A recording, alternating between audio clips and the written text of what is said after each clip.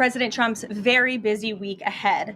Tomorrow, President Trump will host his 9th cabinet meeting of the year alongside his incredible cabinet, who continue to deliver for the American people at a record pace.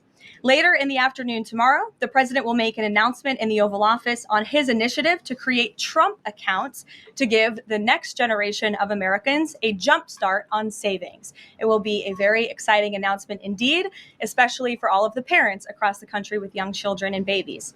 On Thursday, President Trump will host the presidents of the Republic of Rwanda and the Democratic Republic of Congo to sign the historic peace and economic agreement that he brokered.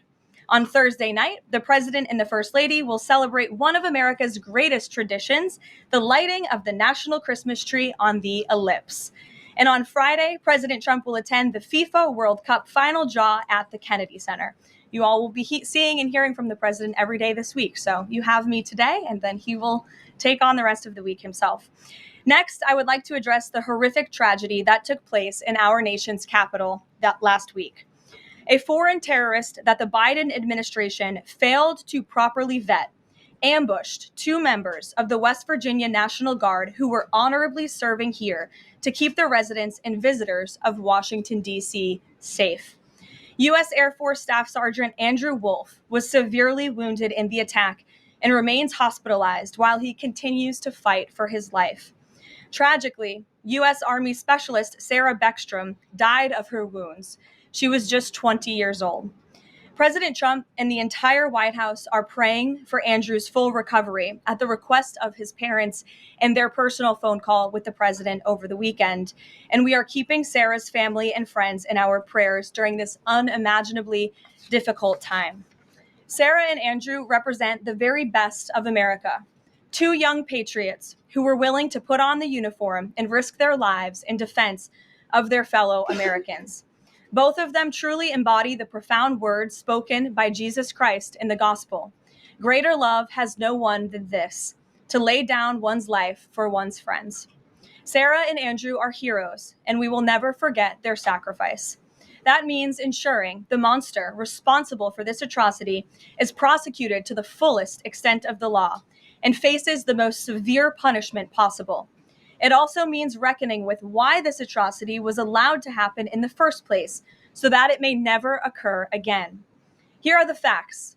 The terrorist who gunned down American soldiers blocks away from the White House in an ambush was an Afghan national who was flown into our country by Joe Biden's administration in September 2021 in the chaotic wake of their botched withdrawal from Afghanistan. One of the most embarrassing moments in the history of our great country. Joe Biden's historic failure in Afghanistan continues to haunt this country and our men and women in uniform.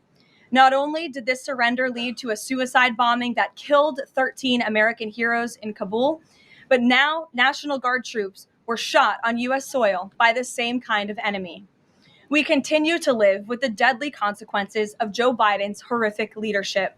Nearly 100,000 Afghans were recklessly released into the United States with little to no vetting. There was no regard for the disorder and violence that this would unleash on American communities and American culture. Reportedly, thousands of these strangers and unknown individuals were flagged to the Biden administration for national security, public safety, and fraud concerns. But the terrifying truth is that the Afghanistan debacle is just a small part of Democrats' complete and total betrayal of the American people during the Biden years.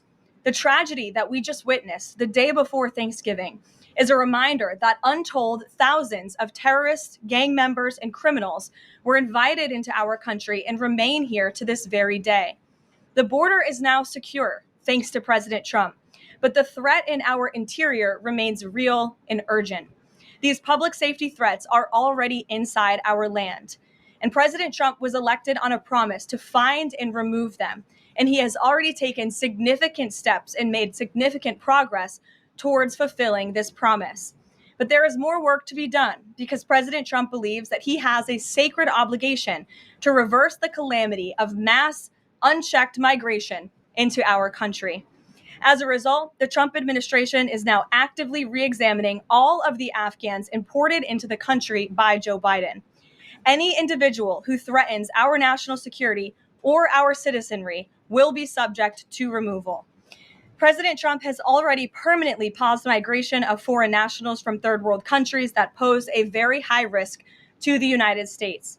For too long, past American presidents supported self-destructive immigration policies that allowed foreigners who outright hate our country and have no interest in assimilating into our culture. They've allowed these individuals to flood peaceful American communities. This disastrous approach has drained our welfare program, driven up the cost of housing, suppressed wages, and jeopardized the safety of law-abiding American citizens. In fact, according to a new bombshell report from the New York Times, Somalian migrants in Minnesota have defrauded nearly $1 billion in taxpayer-funded benefits under Democrat Governor Walz's leadership. President Trump is putting an end to this dangerous America Last approach. His position is rooted in common sense. In the wake of last week's atrocity, it is more important than ever to finish carrying out the president's mass deportation operation. America cannot allow millions upon millions of unvetted illegal aliens to be rewarded with amnesty after they broke our nation's laws to come here. They must go back to their home countries. It is also essential to immediately address the massive fraud and corruption that has been going on for decades in other aspects of our immigration system, most notably when it comes to asylum claims. Millions of people who have come here under false pretenses are told blatant lies now enjoy temporary legal status. President Trump is ending this scam as well. And I would point out that the Democrats have tried to block this administration from doing so at every turn with lawsuit after lawsuit. The hard truth is that even when it comes to our legal immigration system, past presidents have failed to ensure that all prospective citizens love America, will add value and contribute to our communities, and will assimilate into our culture. Leaders have a duty to defend and advance the interests of their own people, not foreign nationals. Leaders also have a duty to preserve the integrity and character of our nation's national identity. That is why President Trump is more committed than ever to fully restoring American sovereignty by keeping our borders secure, removing all illegal alien invaders, and rebuilding a legal immigration system that makes sense and benefits our country. President Trump has no higher responsibility than to defend our homeland and our people, and he will never waver in doing so. With that, I will open it up to questions, and we'll lead today with Isabel Brown, who is in our new media seat. She's a very popular face on television these days. She's built a great independent media podcast and platform with the Daily Wire, and I appreciate your being here, Isabel. Thank you, Karoline. Appreciate it and appreciate the briefing. Many Americans, in light of these recent events that you just mentioned, are starting to say that we are being invaded as a country, culturally and logistically, when it comes to immigration. And we know that immigration without assimilation is indeed invasion. So given the recent remarks from Vice President Vance on a college campus about dramatically reducing legal immigration to address some of this crisis, and President Trump's Truth Social post last week about individuals who may be non-compatible with Western civilization, are there any conversations happening or plans being made behind the scenes for the administration to implement at least a temporary immigration moratorium, for example, in light of what the American people might be calling for? So, Isabel, it's a great question. I think I spoke a little bit to the heart of your question in my opener there. I would add that the Trump administration has done more to limit migration, both illegal and legal, than any administration in history. And I'll just walk you through some of the actions that we have taken thus far. Number one, the Trump administration issued a travel ban for 19 countries, including Afghanistan, special immigrant visas, which is a legal pathway to get here, which we know many Afghans have utilized to come into the country, have now been paused since the tragic shooting last week. Refugee admissions were suspended for Afghans from this administration on day one, and refugee admissions into the country right now are essentially at zero, with the exception of Afrikaners fleeing persecution in South Africa. The State Department has also heightened their scrutiny and vetting of all visas and have revoked visas, as you know, for those who do not align with our country's national interests. The Secretary of State has the right to do that, and we've taken unprecedented action to do just that. We are also now pausing all asylum adjudications for additional vetting as well. And so additional actions I don't have to read out for you today, but I would just remark that the president has made tremendous progress on this front. And it's why it's so crucial that we not only secure the borders, which the president did in record time. We have zero illegal aliens entering into the country month after month, but we also are taking a look at those who are already in the interior of our country and removing them if they are here illegally, and also taking a look at these visas. Again, having a visa in the United States is not a right, it is a privilege. And the Secretary of State, if you are deemed contrary to our country's foreign national interests, has the right to revoke that privilege. Thank you. Gabe. Thank you, Caroline. Excuse me. Regarding Venezuela, the president said yesterday that Secretary Hegseth had denied that second strike, the reported second strike on an alleged drug vote on September 2nd, the secretary said to the president that didn't happen. But to clarify, I just wanted to clear this up.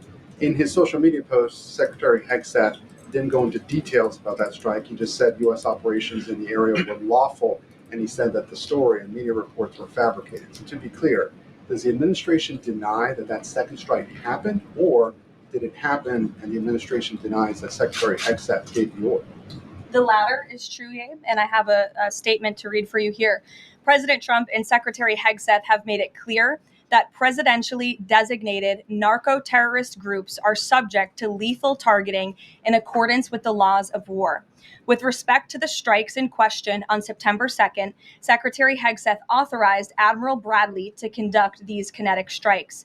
Admiral Bradley worked well within his authority and the law, directing the engagement to ensure the boat was destroyed and the threat to the United States of America was eliminated. And I would just add one more point to remind the American public why these lethal strikes are taking place. Because this administration has designated these narco-terrorists as foreign terrorist organizations. The president has a right to take them out if they are threatening the United States of America and if they are bringing illegal narcotics that are killing our citizens at a record rate, which is what they are doing.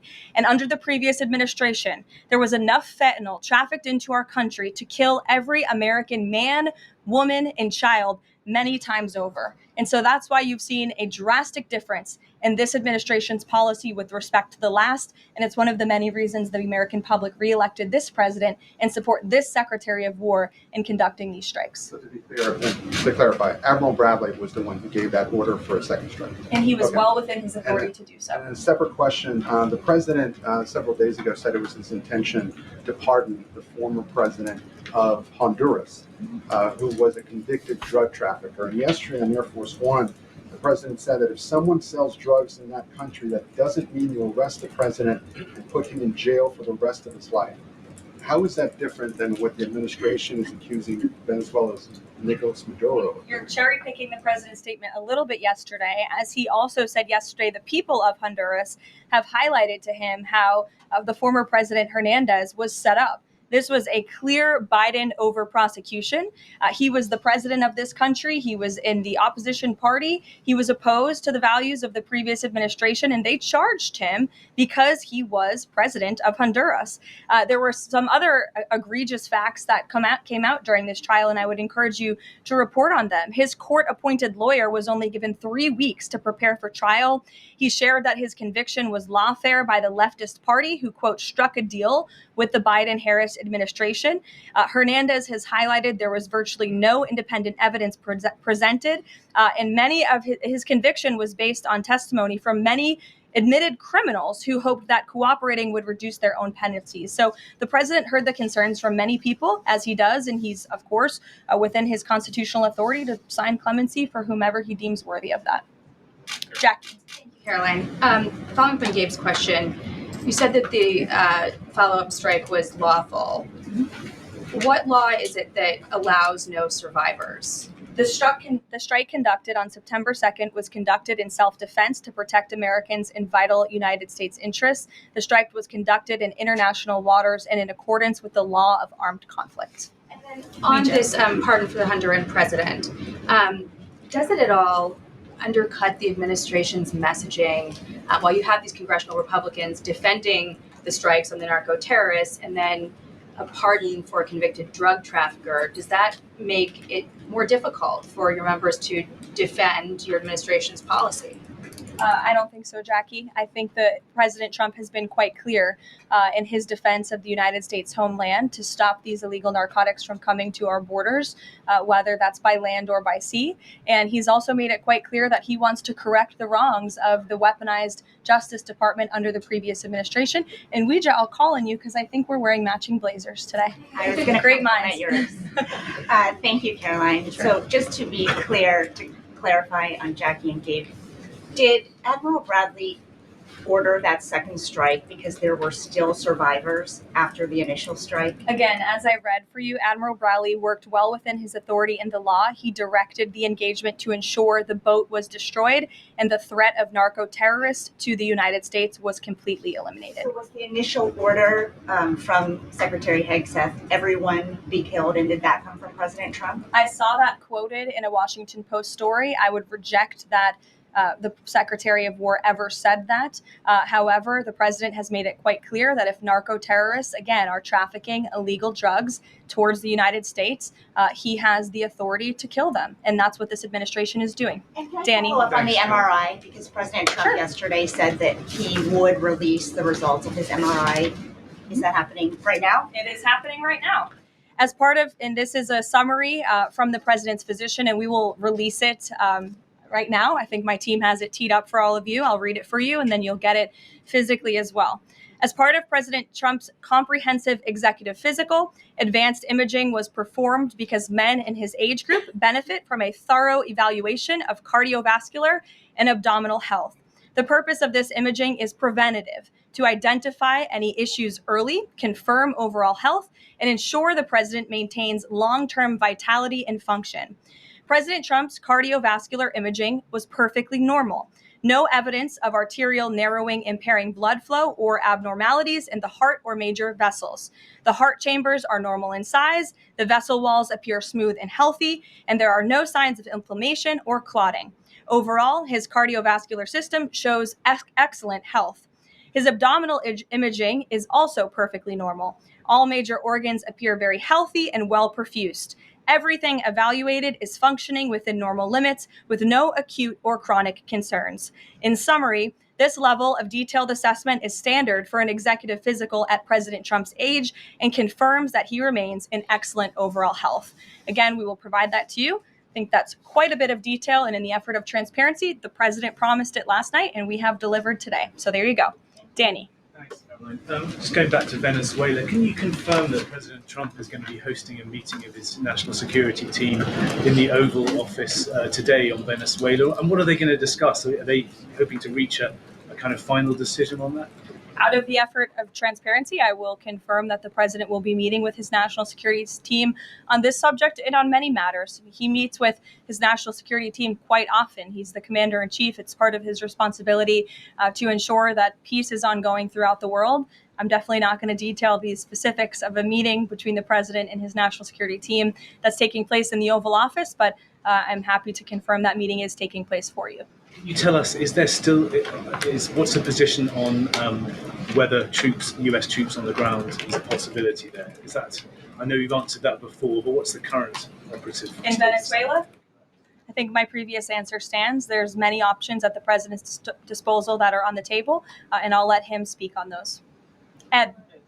The U.S. announced a trade framework deal with the United Kingdom on pharmaceuticals, where they will pay 25% more, and the savings theoretically will go back to American consumers. What guarantees are in that savings will in fact go back to the American consumer and not be sucked up by the company? I'm going to be honest with you, Ed. I'll get you the answer to that question after the briefing. So the American Rescue Plan, Sure. funded a number of universal income. Kush will get you that answer, right, Kush? My trade guy over here. The American Rescue Plan funded a number of universal basic income programs. Now Cook County, Illinois is extending that program into 2026 with $7.5 million of taxpayer money. What does the White House think about that? I'll also get you an answer on that after the briefing ends. 2 for 2. Go ahead. Sure. And then in the interest of transparency, does the White House support releasing the Department of Defense's video of those September 2nd strikes on those military boats? And also, separate topic on presidential pardon power. Why did the president commute the sentence of David Gentile recently? He's a private equity executive. He served 12 days out of a 7-year sentence. Prosecutors said he defrauded $1.6 billion with thousands of victims, including veterans, farmers, teachers. Why was he pardoned? To your first question, that's definitely not a decision for me to make. I would defer you to the Department of War. It's also probably a decision for the president himself to make. As for your second question with respect to that pardon, he issued a commutation for Mr. Gentile, who's the former CEO and co-founder of GBP Capital Holdings. Unlike similar companies, GBP paid regular annualized distributions to its investors. In 2015, GBP disclosed to investors the possibility of using investor capital to pay some of these distributions rather than funding them from current operations. Even though this was disclosed to investors, the Biden Department of Justice claimed it was a Ponzi scheme. This claim was profoundly undercut by the fact that GBP had explicitly told investors what would happen. At trial, the government was unable to tie any supposedly fraudulent representations to Mr. Gentile. In short, again, this is another example that has been brought to the president's attention of a weaponization of justice from the previous administration, and therefore he signed this commutation. So say that these people were defrauded. I just read you a very detailed summary of why the commutation was made. Sure. In the middle with the red tie. Thank you, Caroline. Okay, Andrew, go ahead, and then you. In wake of Congresswoman Marjorie Taylor Go ahead, Greene's early resignation, reports last week indicated that other House Republicans might consider doing the same. Does the president have any concerns in light of those reports about other House Republicans potentially leaving early, as well as the other announced retirements that we saw in the last couple of days? Look, I think the president maintains very good relationships with the vast majority, maybe with the exception of one or two. I think many in this room know who I'm referring to. Very good relationships with members of Capitol Hill within the Republican Party. And the president clearly is the unequivocal leader of the Republican Party. I think it was a recent CNN poll that actually showed that more than 90% of Republicans continue to support President Trump as the leader. So he maintains very good relations, as does his entire team here at the White House. And of course, we have a very slim margin in the House, and the president wants that to continue. Andrew, go ahead. Sure. First, on the Venezuela strike, you said that second strike was in full accordance with the law of armed conflict, but the Navy's own manual of law of war says that specifically firing on survivors from a wrecked vessel is an example of a war crime that's forbidden under U.S. law and the law of armed conflict. So how was that second strike in following law of armed conflict in that second operation? Again, Andrew, I would reiterate to you the strike was conducted in international waters and in accordance with the law of armed conflict. And since somebody asked about Congress, and it's sort of related to Venezuela, I also want to add that Secretary Hegseth spoke with members of Congress who may have expressed some concerns over the weekend. And there have also been 13 bipartisan briefings to Congress on the Venezuelan strikes. There have been a number of document reviews for members of Congress to review the classified DOJ Office of Legal Counsel opinion and other related documents. 29 senators and 92 representatives have reviewed those documents, which is about 2/3 of those are Democrat members, and they have been made available to all 100 senators, all 435 members of the House, and to general counsels of the relevant committees on a bipartisan basis for their review. On immigration, during your topper, you said, and I quote, "Leaders also have a duty to preserve the integrity and character of our nation's national identity."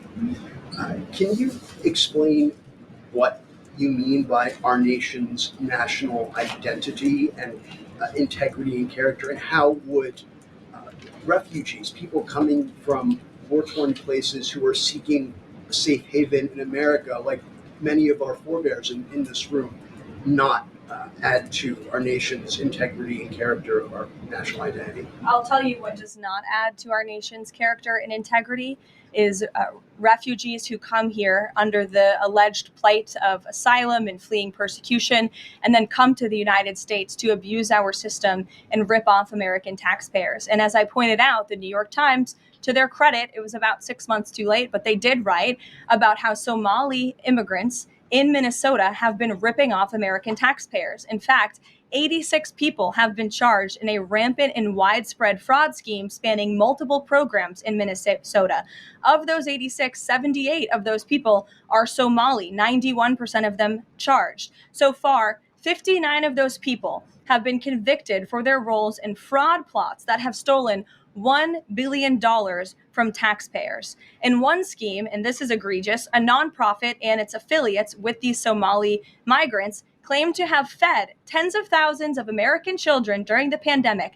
They were reimbursed for those meals by taxpayers. However, federal prosecutors found that almost all of those meals were never even delivered to hungry children. In fact, those organizations' leaders spent the money on houses, luxury cars, and real estate in Turkey and Kenya. Another scheme involved hundreds of organizations who were reimbursed for services that were supposed to help people at risk of homelessness. Once again, those services were never provided. All of this has happened under Democrat leadership in a Democrat-run state where these refugees, these migrants are coming to the United States. They are abusing our system. They are draining our resources that should be going to law-abiding, taxpayer-funded, tax-paying Americans. And this president is not going to put up with it anymore. Rachel. Thank you, Karoline. Just to follow back up on the Washington Post reporting, so much of the concern from Democrats and Republicans is focused on the survivors. Why won't the administration either confirm or deny or reveal whether or not there were survivors after that initial first strike? And what imminent threat would two survivors pose who were clinging presumably to the wreckage of that boat? Again, as I said, I think you guys are sort of not listening fully to the statement I've provided. Admiral Bradley worked well within his authority and the law, directing the engagement to ensure the boat was totally destroyed and the threat to the narco-terrorists, to the United States, was eliminated. And for any further questions about his thinking, I would defer you to the Department of War. I obviously wasn't in the room for these. Just to follow up, Caroline, just on the administration's policy when it comes to survivors, was there a change in policy after this strike on September 2nd? The Washington Post is reporting that these two survivors were killed after a second strike, but then in October, two people were rescued and returned to Colombia and Ecuador. So was there a decision that was made to handle survivors differently after these strikes? Not to my knowledge, no. Steve. The president confirmed that he spoke to the Venezuelan leader. Are you trying to negotiate his departure? Is there an asylum deal under works? President, as you know, last night on Air Force One, he said, I don't want to comment on that, but I did speak to him in the effort of transparency. So there you go. You got your confirmation. I'll let him speak further if he wishes to on the details of that conversation that took place. Steve Witkoff is headed to Moscow. How close are you to some sort of Ukraine agreement? I think the administration feels very optimistic. Obviously, you've seen, Steve, that the president's entire team, including Special Envoy Witkoff and Secretary Rubio and the vice president and the president himself, Secretary Hegseth as well, have been working so hard on this effort, and they all really want to see this war come to an end. And so just yesterday, Sunday, I believe that was yesterday, they had very good talks with the Ukrainians in Florida. And now, of course, Special Envoy Witkoff is on his way to Russia. This is sort of the shuttle diplomacy that you've seen from this administration play out, where we speak equally with both sides. We've put points on paper. Those points have been very much refined. But as for the details, I will let the negotiators negotiate. But we do feel quite good, and we're hopeful that this war can finally come to an end. Stephen. Thank you, Caroline. I've got a question about Ukraine and then a clarification about the immigration changes that are happening. On Ukraine, President Trump very briefly yesterday said that corruption issues there were not helpful to the peace process following the resignation on Friday of President Zelensky's top aide, Andrei Yermak. We were told from your podium in the prior administration that, quote, there is no indication that there's been any kind of widespread corruption involving U.S. resources in Ukraine. What is the Trump administration's view of corruption issues in the wake of Yermak's resignation, and how is that impacting peace talks? Well, look, I think the president has made it quite clear, as he said last night, corruption is never helpful. and he does not want to see American tax dollars taken advantage of, which is why he has stopped the endless checks that were being written by the previous administration to fund this war. The United States is selling weapons to NATO that are being sent to Ukraine. That's a very different thing than the American people writing blank checks to a war effort very far away. It does not degrade the administration's determination to see this war come to an end, but I think it exemplifies the president's desire to always put the American people and the American taxpayer first. On immigration, you mentioned, or you emphasized that there would be a review of the Afghans who were resettled here under the previous administration. Yes. There's a lot of changes happening right now to asylum and to green card holders. What should the 2 million people with pending asylum claims, or the roughly million people from the 18 other countries of concern, know about what's going on in the review? What's the status of all these other people? They're essentially paused for review. And the Department of Homeland Security is taking this very seriously, because we are not going to allow soldiers like we saw in American streets last week to be gunned down at the hands of these foreign nationals who had the privilege of coming to the United States of America. And unfortunately, this is not the only example of a dangerous Afghan who was let in by Joe Biden, who went on to harm the American people. There was an Afghan national who was let into the country under the Biden administration through Operation Allies Welcome, who shot and wounded 2 Fairfax, Virginia police officers during a routine traffic stop. He was killed by return fire after declaring, quote, "I should have served with the explicitive Taliban."